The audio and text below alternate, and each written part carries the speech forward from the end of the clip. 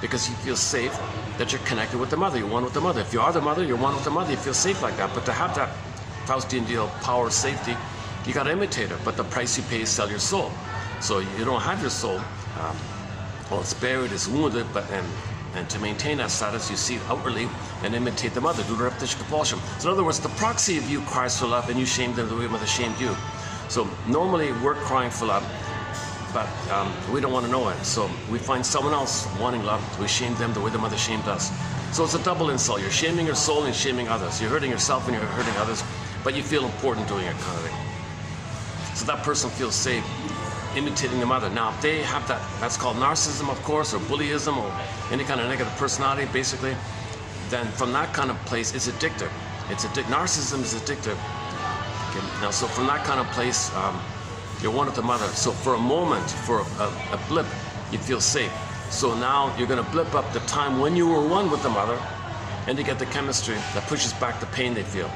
So people with a negative personality, narcissism, bully, Iago personality, stinger personality, any kind of negative personality pattern, okay, there's underlying shame and pain and all that. This baby concludes he's guilty and defective when mother hurts him. He thinks like that. So he feels scared and angry like that. So there's constant stress hormones and chemicals coming up in him.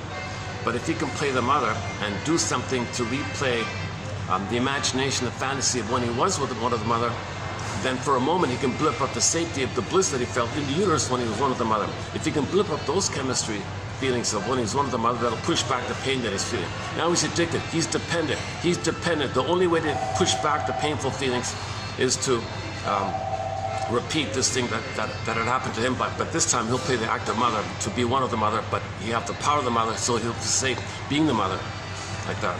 So dopamine is behind a lot of negative personality behavior, addiction, and all this stuff. So the more trauma, the more dopamine, and the more dopamine, the less you can enjoy. Actually, the quote I want to preview today, he mentioned this, his version of